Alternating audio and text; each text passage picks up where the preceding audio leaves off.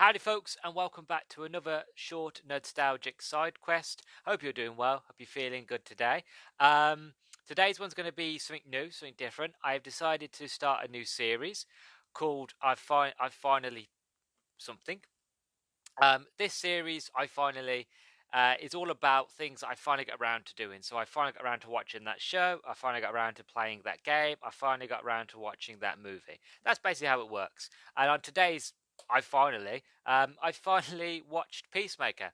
After being a huge fan of the Suicide Squad and James Gunn, and then hearing that they were going to make a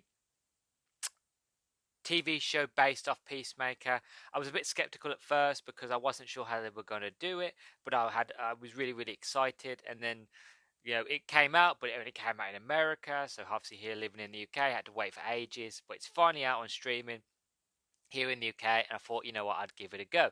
So as I've done these before with side quests, as you know, side quests aren't really scripted, or well, not like main quest is scripted, but like this is more like without notes or anything like that. I just give you my first impressions and sort of tell you how I feel.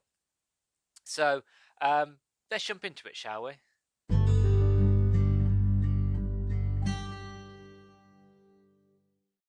So, as I mentioned, I've finally got around to watching Peacemaker.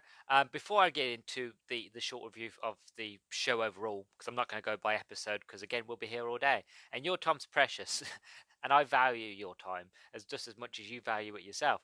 One thing I do want to say though before we begin, I'm not going to do spoilers on the show, so it's going to be completely spoiler free for Peacemaker, but there will be spoilers for Suicide Squad. So if you haven't watched the Suicide Squad movie, then by all means, no offense taken. You can go give it a watch and come back later. That's completely fine with me. For those of you that have watched Suicide Squad, thank you for staying and thank you for listening. So there will be a bit spoilers. Main reason is because to talk about Peacemaker, I have to talk about spoilers for Suicide Squad, especially the ending of Suicide Squad. So if you haven't seen it, the new one, by all means go back and give it a watch now. So if you're still here, before I begin, I just want to say I really enjoyed the Suicide Squad movie. James Gunn is one of my favorite directors working today. Actually, there's two directors working today who have kind of the same style, but are very much their own. Obviously, they're their own person, but they're very much their own sort of style and technique. But if you put them together, I think they would make gold. Which are those two are like James Gunn and Taika Waititi. They are incredible on their own, and I would really hope in the future that they do. Like they have worked together. I know that Taika Waititi was in the Suicide Squad. And I would just kind of love if they work together directing and writing a film. I don't know if they have done that. From what I remember from my memory, again, this is why we have notes. But without using notes, out research beforehand, I don't feel like they have. But they're two of my favorite directors working today. And what James Gunn was able to do with Guardians of the Galaxy is hearsay biblical. To give you a bit of an idea of what I'm talking about, when the Suicide Squad movie was announced, it was very sort of skeptical. People didn't think it was going to work. People didn't even know if it could work, because the Suicide Squad were a bunch of characters that even in the comic book world, in the comic book realm, they were very wholeheartedly unpopular.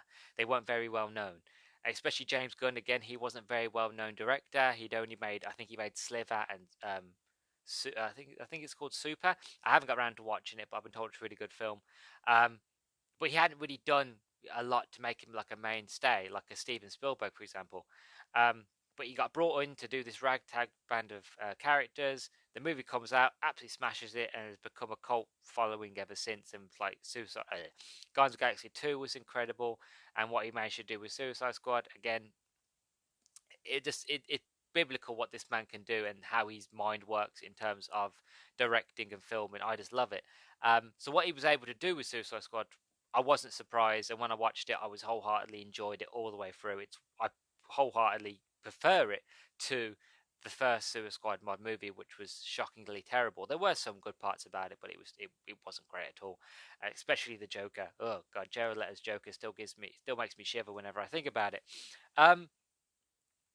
So with the end of like moving on quickly, because obviously I don't really want to spend too much time on James Gunn's backstory. That's a completely different sort of topic. But with the end of Suicide Squad, how it ends and how the heroes sort of save the day, they kill Starro, the Conqueror, and then you have Peacemaker. He kills Rick Flag, and it's kind of the whole idea where Peacemaker kind of gets crushed to death, and that's it. It's over, and then you watch the end credits, and you find that Peacemaker survived.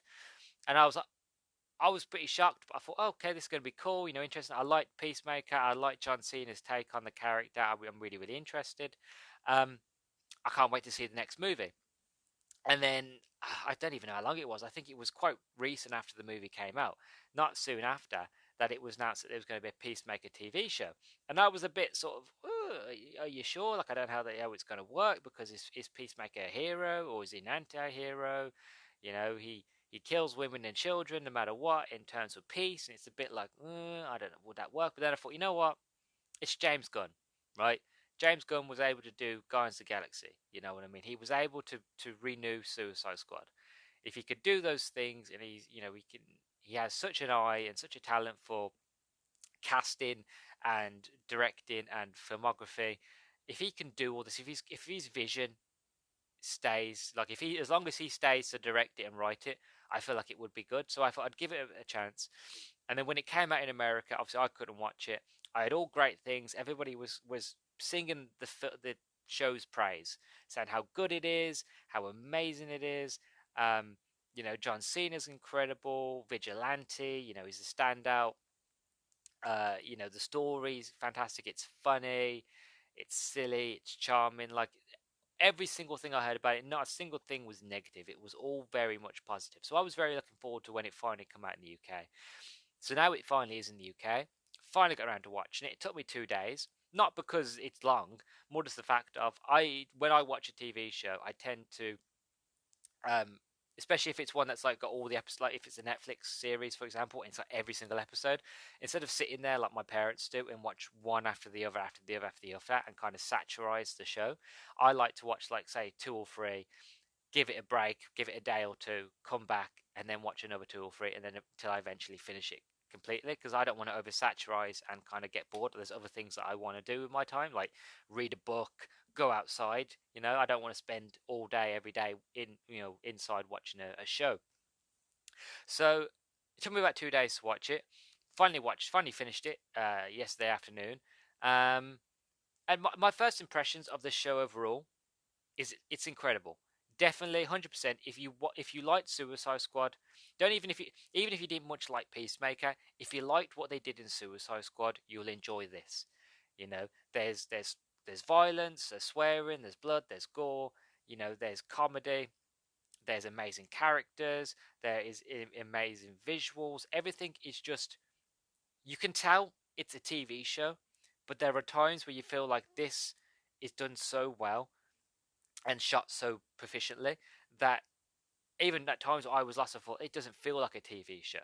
You know what I mean? Like even though the show's set in one town and you see the same sort of areas and same parts of this one little town, how the narrative of the story works, which I'll get on in a minute, of the whole overarching story, how that works makes sense to as to why it's stuck in a small town. And obviously, if you look beyond the narrative, if you look into the production of how TV shows are done, and the whole having a budget and having a movie budget, TV shows, they're getting better as technology is getting better, and as technology is getting cheaper, and as CGI and graphics is getting more accessible, and more people know how to do it. And again, that technology to do that is cheaper.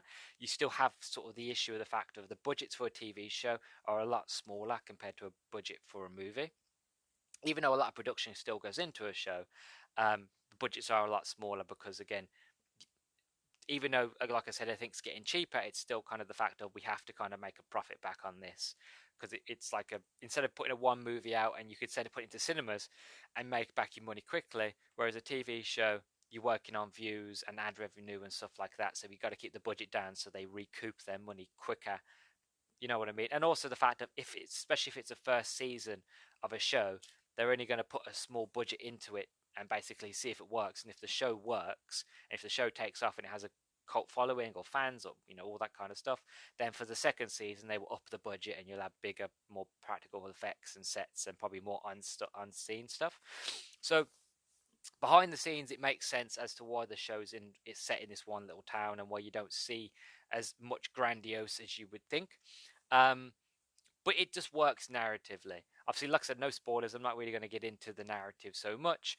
But it's kind of spoilers, like I said, for the Suicide Squad movie. Peacemaker lives, he survives, and it's following on with the fact of now Peacemaker's alive, and at the events of the end of Suicide Squad, where he kills Rick Flag, and that basically his whole mentality, his whole sort of idealistic mind of what he's been brought up to believe about peace no matter what, um, is it true?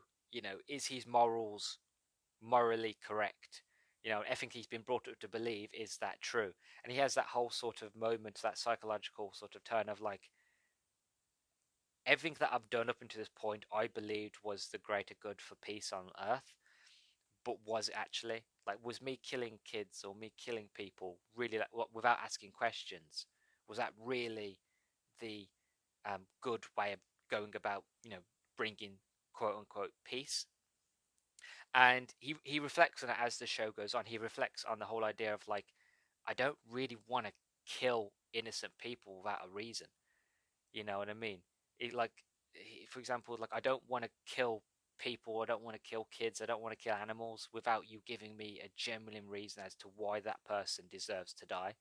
You know what I mean? It's a fantastic sort of arc where you can see how Peacemaker in Suicide Squad, how he's very much like a big dummy, a big idiot who's just, he just loves killing. He just loves murdering, and that no matter what, he's idealistic. He is big headed. As long as he gets his goal, he doesn't care who's in his way. He will just kill and kill and kill as long as he gets quote unquote his idea of peace. And so as the show goes on, you start to see him the fact of like, he breaks down. He's going through mental trauma. He's going through the mental trauma of what happened in Suicide Squad. He's going through the trauma of his life of growing up, having to deal with his father, what his father put him through. It's very deep. And to be honest, is even if you didn't enjoy Peacemaker in Suicide Squad, I feel like because they humanize him more, because they can focus primarily on him so much, that you can start to feel and get a better understanding of who Peacemaker is. You can get a better understanding of what he'd been through, what he's going, why he was such a doofus, why he was such an asshole, such a prick in Suicide Squad, and that how where he is now, he's getting to a point where he wants to redeem himself, that he wants to be the hero. He wants to be the hero that he believed himself to be when he was technically a bad guy. You know what I mean? So it is very heartwarming in that respect. It is very deep. It deals with mental health. It deals with the struggles of, childhood trauma very brilliantly, very fantastically, in a very, um, I was going to say a very grown-up way, but in a very honest and open way. You know what I mean? Me personally, I've never been through it, so I can't say if they did it perfectly or not. But from what I've seen, from what they showed, I would say it seems to do it in a very sort of respectful and open way. And again, I have to commend James Gunn for that, for taking those risks and just being like, this is what he went through, and showing you what he went through, and being like, this is why he became the man we saw in Suicide Squad. But here's the man that we have today after Suicide Squad. Now he's reflecting on the crimes and all the things he'd done in his past, and why he's trying to be a better person, why he can be a better person. And again, as the show goes on, as each episode progresses, he does become slowly a better person within himself and around others, and how he treats others. He's still a doofus, he still is an idiot, but he's a friendly idiot, not just an idiot with a gun. You know what I mean? He has more morals than he did, and better morals than he did. So that's Peacemaker. Peacemaker on his own, fantastic. John Cena does a fantastic one. He delves deep into the character. Like I said, John Cena is he's a lot like all the other sort of actors that come from WWE. To be in the WWE, you have to be a good actor. If you're going to act your hardest within making everybody believe that, this week you've got a rival, or this week you've got a you're going to take your title back. If you want to get the people on your side, you've got to be a good actor to take the stories that are written for you and portray them best onto in the ring. So it's happened with The Rock. The Rock came from WWE and was a fantastic, and slowly but surely, as time's gone on, his acting has improved to the point now where I would say, you know, Dwayne The Rock Johnson is a pretty good actor. And it's the same with John Cena, from where he was at the beginning to where he is now. He's a pretty proficient actor. And again, it's the same with Dave Bautista, another favourite of James Gunn. Again, the same. He's slowly starting to get a pretty good actor as people might take chances on John on on Dave Bautista, that his acting is getting a lot better, and I'm happy to see it. And with John Cena, he's getting to a point now where he's generally, like, especially in this role, he's very believable, very sort of fantastical actor. He does the character very great justice. Um, but so I really enjoy John Cena. Like I said, the comedy's there as well. All the other characters are fantastic. Vigilante, which is a new sort of anti sort of hero that comes into it, who is kind of the way Peacemaker used to be, where he just wants to kill and kill and kill, and he doesn't really care as long as the whole quote unquote peace. So Vigilante comes in, is amazing. All the other characters are fantastic. Overall, the show is just amazing. It's everything that I didn't think could be done, but was done. James Gunn, fantastic, fantastic writing, fantastic story, fantastic plot. The ending, again, I'm not going to spoil it, but the ending is nothing that I would have expected. Like, every moment of that ending was just like, oh my god, wow, they can't believe they pulled that off, and especially pulled it off with a budget that a TV show gets. Like, everything was just like, wow, like, it was jaw-droppingly, oh my god, I can't believe they did that, but they did, and it looks incredible. You know what I mean? So overall, Peacemaker, do I recommend it? Highly. I highly recommend Peacemaker. I really, really do. All the episodes are great. In total, there's about eight episodes. Episode 1, Whole New Whirlwind. Episode 2, Best Friends, No Never. Episode 3, Better Goth Dead. Episode 4, The Chode Less Travelled. Episode 5, Monkey Dory. Episode 6, Mer After Reading. Episode 7, Stop Dragging My Heart Around. And episode 8, it's Cow or Never.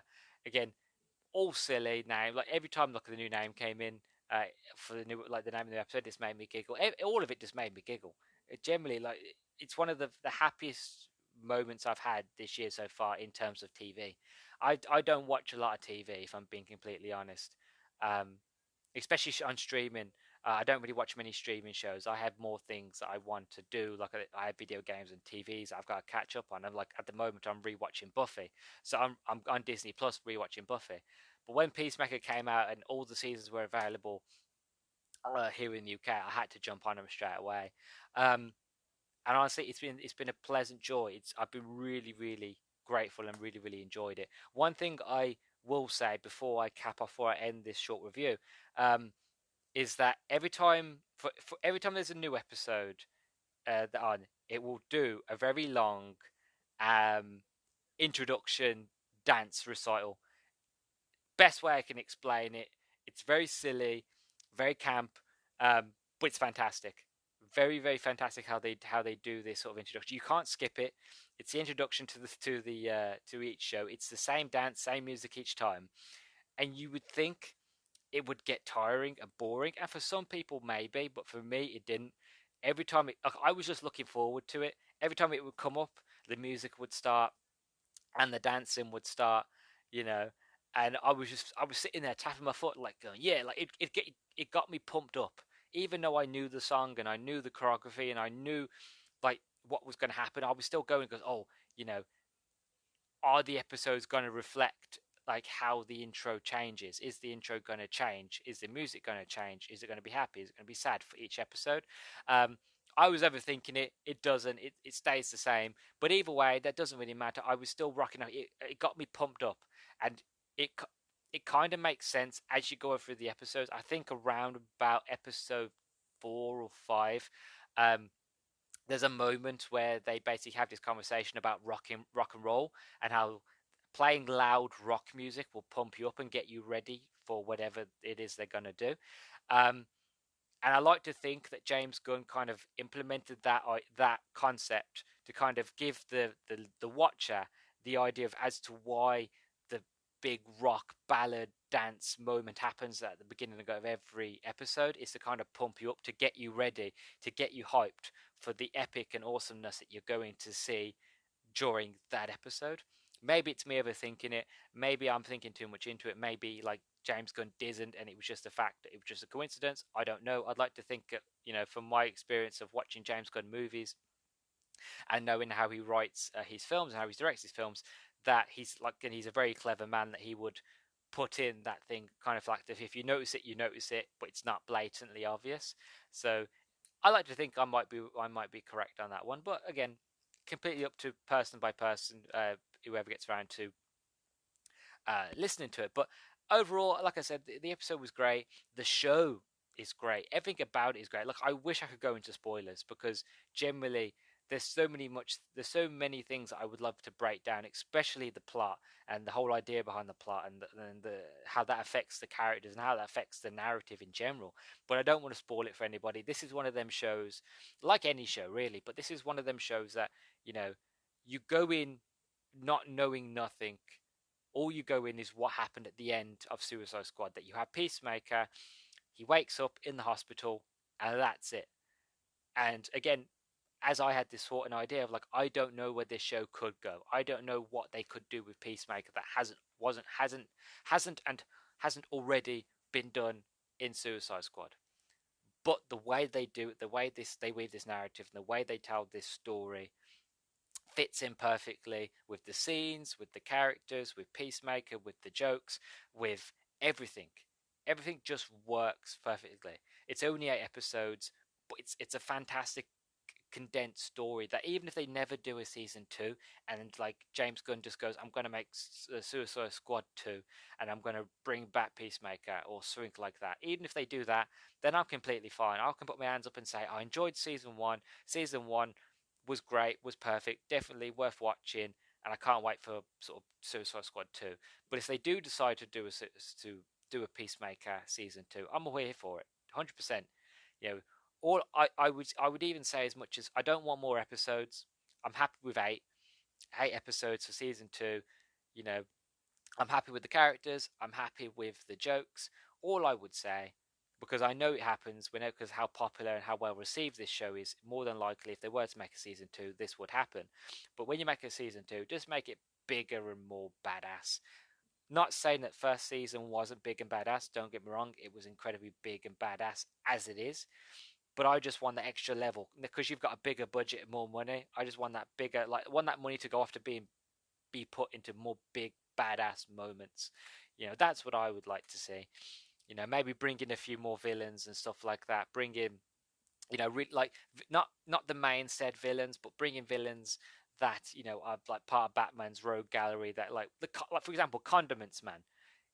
That's a villain that nobody really talks about, nobody knows about. Condiments Man, and it's exactly what he sounds like. He's Condiments Man. He basically walks around with like it's like a, I wouldn't even call it a gun. It was more like a squirter that shoots out like tomato sauce and mustard, stuff like that. Again, it's incredibly silly, incredibly stupid, but bringing like jokey, stupid, not even B, C, or A class villains. Very D, F, G, H, class of villains.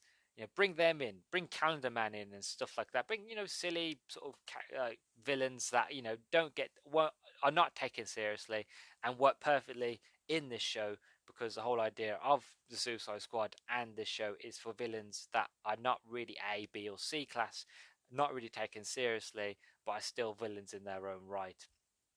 Bring them in, bring in more anti-heroes, more cameos and stuff like that. That's all I would say. Like, if you got bigger budget, bigger money, James Gunn's probably never going to listen to this, but if I was to say it to her, I'd just say, make it bigger and badder and more cameos and more crazy and batshit insane. That's my biggest recommendation if they were to do a season 2. But again, if they don't, I'm completely happy with season 1. So yeah, that's my thoughts on the Peacemaker. Like I said, I highly recommend it. Definitely give it a watch if you can here in the UK. If you're listening other places in the world, if it's out, definitely go give it a watch. If it isn't out in your country yet, when it is, jump on it as soon as possible. It is an incredible show.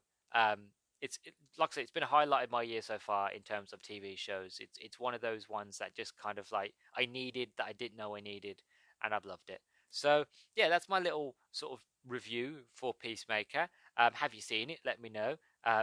Tweet me on Nerdstalgic_pod on Twitter. If you listen to this on Spotify, or as always, give me a rate. 1 to 5, whatever you feel like I've deserved.